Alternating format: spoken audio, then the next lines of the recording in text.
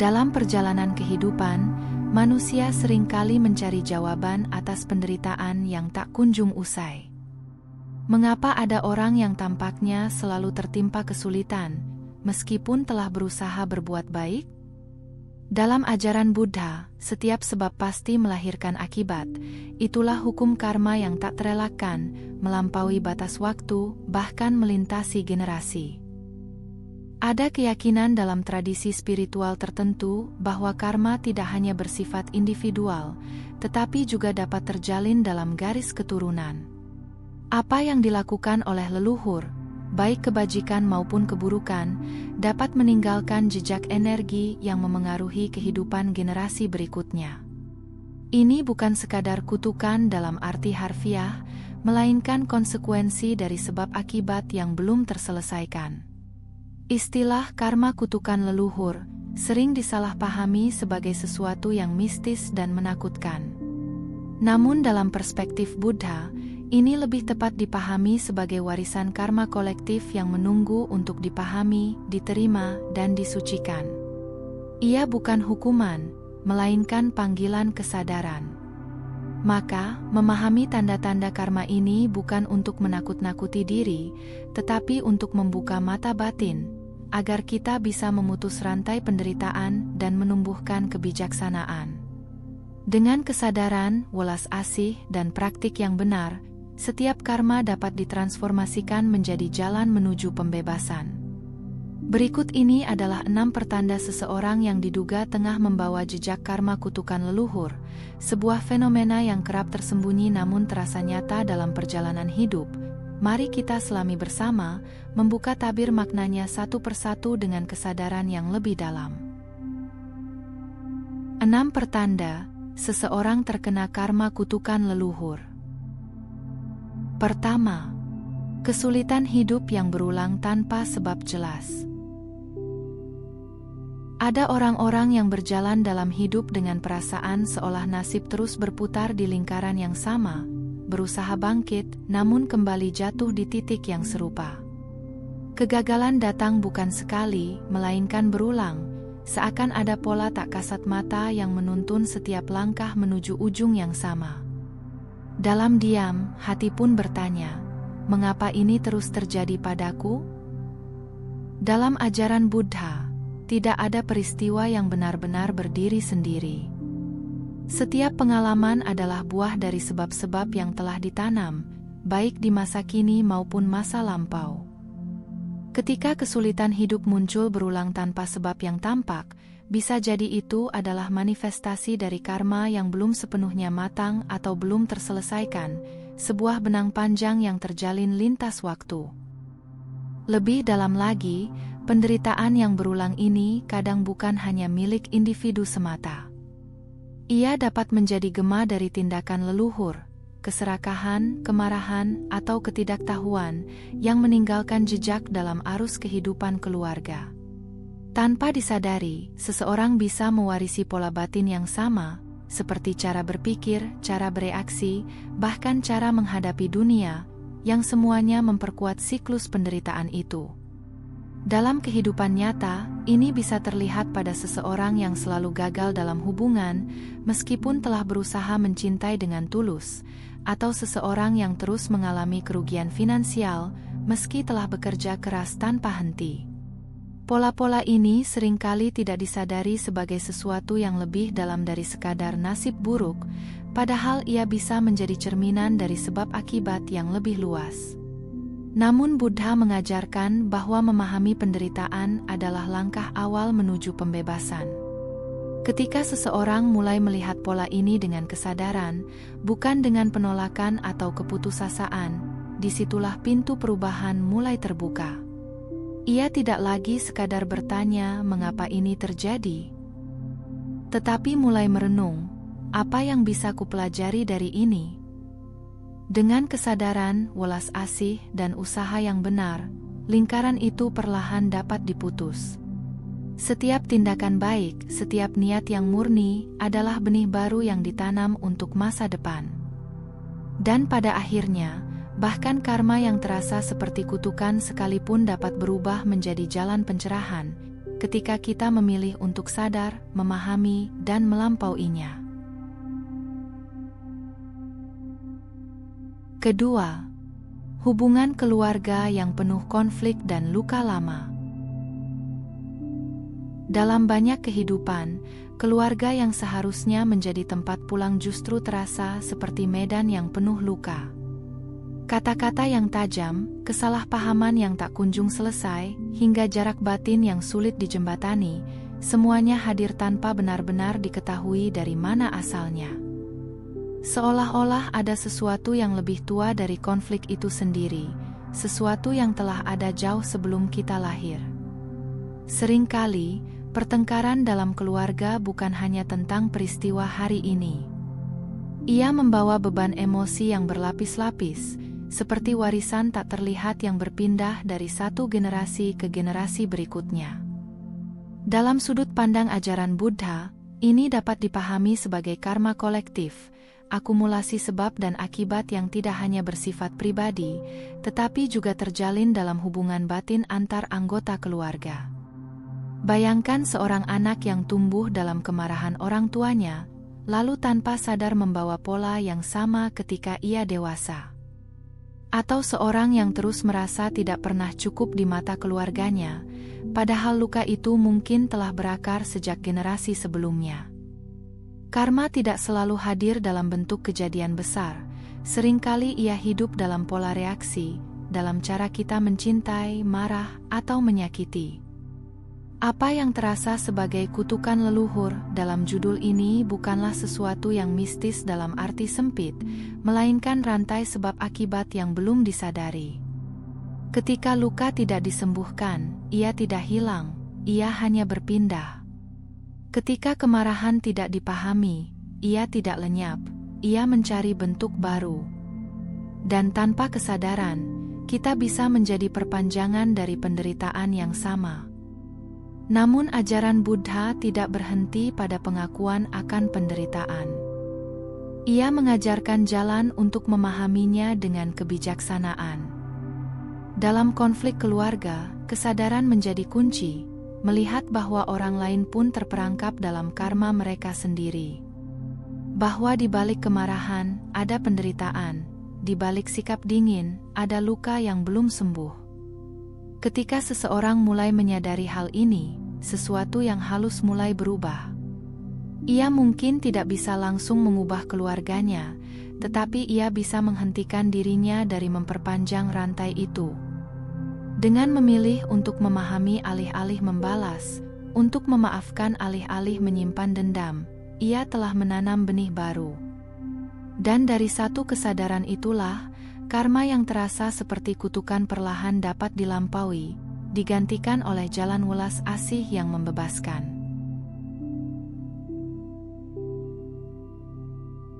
Ketiga, perasaan gelisah atau takut tanpa alasan yang jelas. Ada kegelisahan yang tidak bisa dijelaskan dengan logika. Ia datang tanpa undangan, di tengah malam yang sunyi, di sela kesibukan, atau bahkan saat segalanya tampak baik-baik saja. Hati berdebar tanpa sebab, pikiran dipenuhi bayangan yang tidak jelas asalnya, seakan ada sesuatu yang mengintai dari dalam, bukan dari luar. Ini bukan sekadar rasa takut biasa, melainkan getaran halus yang menyentuh lapisan batin paling dalam. Dalam ajaran Buddha, batin bukanlah sesuatu yang hanya terbentuk dari kehidupan saat ini. Ia adalah arus panjang kesadaran yang membawa jejak pengalaman, kebiasaan, dan karma dari masa lalu.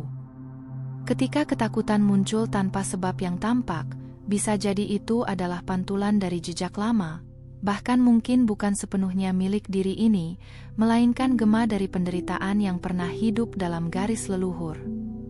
Bayangkan trauma yang tidak pernah disembuhkan, tangisan yang tidak pernah didengar, atau ketakutan yang dipendam hingga akhir hayat, semua itu tidak serta-merta lenyap.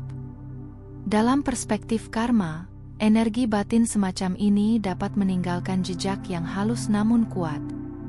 Ia mengendap, lalu muncul kembali dalam bentuk perasaan yang sulit dimengerti oleh generasi berikutnya. Di kehidupan nyata, ini terlihat pada seseorang yang selalu merasa cemas tanpa alasan jelas, takut kehilangan meski belum pernah kehilangan, atau merasa tidak aman bahkan di tempat yang seharusnya nyaman. Ia mungkin mencoba mencari penjelasan rasional, namun tidak menemukannya. Karena yang ia rasakan bukan hanya milik pikirannya sekarang, melainkan bagian dari aliran sebab akibat yang lebih dalam.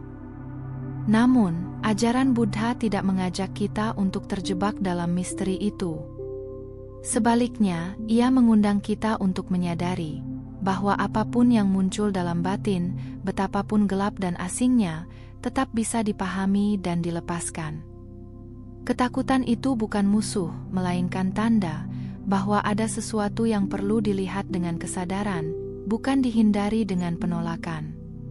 Ketika seseorang berani duduk bersama ketakutannya, mengamatinya tanpa menghakimi, dan memahami bahwa semua ini hanyalah bagian dari hukum sebab akibat, maka perlahan kekuatan ketakutan itu melemah. Ia tidak lagi menguasai, tetapi dipahami. Dan dari pemahaman itulah, rantai karma, bahkan yang terasa seperti kutukan leluhur, mulai kehilangan cengkeramannya, digantikan oleh ketenangan yang lahir dari kesadaran sejati. Sebelum dilanjut, jika apa yang Anda pahami dari video ini membawa manfaat, kami dengan rendah hati mengajak Anda untuk mendukung Rakit Tua dengan memberikan like dan subscribe. Jangan lupa bagikan juga kepada sahabat, keluarga, dan orang yang Anda sayangi, agar semakin banyak yang mendapatkan inspirasi dari ajaran Buddha. Anda pun bisa meninggalkan komentar positif sebagai wujud semangat dalam menebarkan kebaikan. Kami juga ingin mengucapkan terima kasih yang tulus kepada Anda semua yang telah memberikan dukungan, baik melalui waktu, perhatian, doa, maupun kontribusi lainnya. Setiap bentuk dukungan yang Anda berikan, sekecil apapun, adalah bagian dari energi kebaikan yang membantu menyebarkan Dhamma ke lebih banyak hati yang membutuhkan. Bagi Anda yang ingin mendukung lebih jauh, silakan berlangganan atau memberikan donasi melalui saweria yang tercantum pada deskripsi video ini. Setiap dukungan Anda akan sangat berarti untuk terus menghadirkan Dhamma yang menyejukkan hati. Mari terus telusuri ajaran yang sangat berharga ini, karena kami yakin pesan ini akan sangat berguna bagi Anda di kemudian hari. Keempat, hambatan rezeki yang terus-menerus. Ada orang yang bekerja tanpa henti, bangun lebih pagi, pulang lebih larut, mengerahkan tenaga dan pikiran sepenuhnya, namun hasilnya tetap terasa sempit. Rezeki seolah datang hanya untuk lewat, bukan untuk menetap. Setiap peluang yang hampir berhasil tiba-tiba runtuh, setiap usaha yang dirintis perlahan goyah tanpa sebab yang jelas. Dalam keheningan, muncul pertanyaan yang mengguncang batin, mengapa jerih payah ini tidak sebanding dengan hasilnya? Dalam kehidupan nyata, ini bukan sekadar cerita. Banyak yang mengalami usaha bangkrut di saat hampir berkembang, pekerjaan hilang ketika mulai stabil, atau penghasilan selalu habis sebelum sempat dirasakan manfaatnya. Seolah ada arus tak terlihat yang menahan aliran rezeki, membuat hidup terasa terus mengejar tanpa pernah benar-benar sampai. Bukan karena kurang usaha, tetapi seperti ada pintu yang tak kunjung terbuka. Dalam ajaran Buddha, rezeki tidak semata-mata ditentukan oleh kerja keras di kehidupan sekarang, melainkan juga oleh karma, sebab-sebab yang telah ditanam sebelumnya. Ketika seseorang mengalami hambatan rezeki yang terus berulang, ini bisa menjadi cerminan dari karma masa lalu yang berkaitan dengan ketidakjujuran, keserakahan, atau bahkan perampasan hak orang lain. Dan jika ini terjalin dalam garis keluarga, maka ia bisa menjadi bagian dari apa yang disebut sebagai karma kutukan leluhur. Bayangkan sebuah kehidupan di masa lampau, mungkin ada leluhur yang memperoleh kekayaan dengan cara yang tidak adil, mengambil yang bukan haknya, atau menutup mata terhadap penderitaan orang lain demi keuntungan pribadi. Secara lahiriah, mungkin mereka terlihat berhasil. Namun dalam hukum karma, tidak ada yang benar-benar hilang. Setiap tindakan meninggalkan jejak, dan jejak itu suatu saat akan berbuah, bahkan jika harus menunggu lintas generasi. Namun memahami hal ini bukan untuk membuat seseorang tenggelam dalam rasa bersalah atau putus asa. Justru sebaliknya, ini adalah panggilan untuk sadar bahwa rezeki bukan hanya soal berapa banyak yang kita dapatkan, tetapi juga bagaimana kita mendapatkannya, dan untuk apa kita menggunakannya. Dalam pandangan Buddha, rezeki yang bersih lahir dari niat yang benar, tindakan yang jujur, dan hati yang tidak terikat pada keserakahan. Ketika seseorang mulai mengubah cara pandangnya, dari sekadar mengejar hasil menjadi menata sebab, disitulah perubahan perlahan terjadi. Kejujuran dijaga meski sulit, memberi dilakukan meski terbatas, dan hati dilatih untuk cukup meski belum berlimpah. Dari situlah aliran karma mulai berubah arah. Apa yang sebelumnya terasa seperti kutukan, perlahan menjadi jalan pemurnian. Dan pada akhirnya, rezeki sejati bukan hanya tentang kelimpahan materi, tetapi tentang kedamaian batin yang tidak lagi bergantung pada dunia luar. Kelima, penyakit yang sulit dijelaskan secara medis. Ada penderitaan yang tidak mudah diberi nama. Tubuh terasa lemah tanpa sebab yang pasti, pikiran diliputi kelelahan yang tak kunjung pulih, sementara hasil pemeriksaan medis seringkali tidak menunjukkan sesuatu yang jelas. Seseorang bisa berpindah dari satu pengobatan ke pengobatan lain, mencari jawaban yang tak kunjung ditemukan. Dalam keheningan itu, muncul rasa bingung, seolah tubuh berbicara dalam bahasa yang tidak dimengerti. Dalam kehidupan nyata, kondisi seperti ini bukan hal yang asing. Ada yang merasakan nyeri berkepanjangan tanpa diagnosis yang pasti, ada yang mengalami kecemasan mendalam tanpa pemicu yang jelas, ada pula yang merasa kehilangan energi hidup meskipun secara fisik tampak baik. Ini bukan berarti penyakit tersebut tidak nyata, melainkan menunjukkan bahwa tidak semua penderitaan dapat dijelaskan sepenuhnya oleh pendekatan lahiriah semata. Dalam ajaran Buddha, tubuh dan batin tidak pernah benar-benar terpisah. Apa yang terjadi di dalam batin dapat memengaruhi tubuh, dan sebaliknya. Lebih dalam lagi, tubuh juga dipandang sebagai hasil dari karma, sebuah wadah yang terbentuk dari sebab-sebab masa lalu. Maka, ketika muncul kondisi yang sulit dijelaskan, ajaran ini membuka ruang pemahaman bahwa mungkin ada jejak karma yang sedang berbuah melalui pengalaman fisik maupun mental. Jika dikaitkan dengan konsep karma kutukan leluhur, penderitaan semacam ini bisa dilihat sebagai gema dari sebab-sebab yang lebih lama, bahkan melampaui kehidupan individu. Luka batin yang tidak pernah disadari, penderitaan yang ditekan, atau tindakan yang meninggalkan dampak mendalam dalam kehidupan leluhur dapat membentuk jejak halus yang terbawa hingga kini. Ia tidak selalu muncul sebagai kejadian eksternal, tetapi bisa menjelma menjadi kondisi internal yang sulit dipahami. Namun penting untuk dipahami, ajaran Buddha tidak pernah mengajak untuk menolak pengobatan medis. Justru sebaliknya, merawat tubuh adalah bagian dari kebijaksanaan. Akan tetapi, di saat yang sama, Buddha juga mengajarkan bahwa penyembuhan sejati tidak hanya terjadi di tingkat fisik. Ia juga membutuhkan pemahaman batin, melihat penderitaan dengan kesadaran, menerima tanpa penolakan, dan melepaskan keterikatan yang memperparah rasa sakit itu sendiri. Saat seseorang mulai memandang penyakitnya bukan hanya sebagai musuh, tetapi sebagai pesan, sesuatu yang perlahan berubah di dalam dirinya. Ia tidak lagi semata-mata melawan, tetapi mulai mendengarkan. Dari sanalah tumbuh kebijaksanaan yang lebih dalam, bahwa bahkan penderitaan yang paling misterius pun dapat menjadi jalan menuju kesadaran. Dan dalam kesadaran itulah, karma yang terasa seperti kutukan perlahan kehilangan kekuatannya, digantikan oleh pemahaman yang membebaskan. Keenam, perasaan terikat pada masa lalu yang tidak pernah dialami. Terkadang, seseorang merasa sebuah kesedihan yang muncul tanpa kenangan, atau rasa kehilangan terhadap sesuatu yang tidak pernah benar-benar dimiliki. Seseorang bisa merasa terikat pada masa lalu yang tidak pernah ia jalani, seolah-olah ada cerita lama yang hidup diam-diam di dalam dirinya.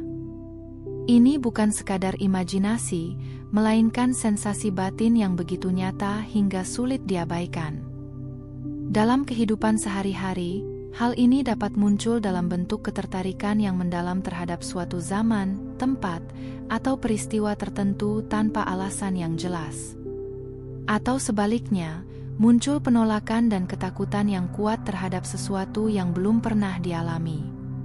Perasaan ini sering datang tanpa logika, namun membekas kuat dalam emosi, seakan membawa pesan dari sesuatu yang lebih tua dari usia diri ini. Dalam sudut pandang ajaran Buddha, kesadaran bukanlah sesuatu yang terputus-putus. Ia adalah aliran yang terus mengalir, membawa bekas-bekas pengalaman, kecenderungan, dan karma. Apa yang kita rasakan hari ini tidak selalu murni berasal dari kehidupan saat ini. Ada kemungkinan bahwa sebagian darinya adalah jejak dari sebab-sebab yang telah terbentuk jauh sebelumnya, bahkan bisa terkait dengan garis kehidupan yang lebih luas, termasuk leluhur. Ketika dikaitkan dengan gagasan karma kutukan leluhur, perasaan terikat ini dapat dilihat sebagai sisa resonansi batin dari pengalaman yang belum selesai. Mungkin ada kisah yang terputus, penyesalan yang tidak terungkap, atau penderitaan yang tidak sempat dipahami. Semua itu tidak hilang begitu saja, melainkan meninggalkan jejak halus yang bisa muncul kembali dalam bentuk perasaan yang tidak kita mengerti sepenuhnya. Namun, ajaran Buddha tidak mengajak kita untuk tenggelam dalam misteri masa lalu, melainkan untuk menyadari apa yang sedang terjadi saat ini. Apapun asalnya, perasaan itu hadir di sini dan sekarang. Dengan kesadaran penuh, kita diajak untuk mengamati tanpa melekat, memahami tanpa menghakimi. Karena seringkali yang membuat kita terikat bukanlah masa lalu itu sendiri, melainkan cara kita menggenggamnya. Pada akhirnya, kebebasan tidak ditemukan dengan mengungkap semua asal-usul masa lalu, tetapi dengan melepaskan keterikatan terhadapnya. Ketika seseorang mampu melihat bahwa semua pengalaman, baik yang dikenal maupun yang terasa asing, hanyalah bagian dari arus sebab akibat, maka ia mulai berdiri di atas kebijaksanaan. Dan di titik itu, bahkan bayangan kutukan leluhur pun perlahan memudar, digantikan oleh kesadaran bahwa setiap insan memiliki kemampuan untuk melampaui dan membebaskan dirinya. Namun, penting untuk diingat bahwa dalam ajaran Buddha, tidak ada karma yang bersifat mutlak atau tak dapat diubah. Setiap momen adalah kesempatan untuk menanam benih baru. Bahkan karma terberat sekalipun dapat dilunakkan melalui kebajikan, meditasi, dan pemahaman yang benar. Menyadari adanya kemungkinan karma leluhur bukan berarti menyalahkan masa lalu, melainkan menerima kenyataan dengan penuh kebijaksanaan. Dengan welas asih, kita dapat memaafkan, baik diri sendiri maupun mereka yang telah mendahului kita. Disitulah awal pembebasan dimulai. Praktik seperti berbuat baik, berdana, bermeditasi, serta mendoakan leluhur adalah cara-cara untuk memurnikan karma. Ketika hati menjadi lebih terang, bayang-bayang masa lalu perlahan akan memudar. Kita tidak lagi menjadi korban dari karma, tetapi menjadi pencipta jalan baru. Akhirnya, setiap manusia memiliki kekuatan untuk mengakhiri rantai penderitaan. Apa yang kita lakukan hari ini akan menjadi warisan bagi generasi berikutnya. Maka, hiduplah dengan kesadaran, cintailah dengan tulus, dan berjalanlah di jalan kebijaksanaan, karena di sanalah kebebasan sejati ditemukan. Jika video ini bermanfaat, Jangan lupa dukung kami dengan cara berikan like dan subscribe, bagikan kepada teman dan orang yang kamu sayangi, dan jangan lupa tinggalkan komentar yang positif. Anda juga bisa berlangganan untuk mendukung kami, atau berdonasi melalui Saweria yang tercantum pada deskripsi video ini. Cukup sampai di sini dulu video kali ini. Mari bersama Rakit Tua, membina diri di jalan Buddha dan semoga semua makhluk hidup berbahagia.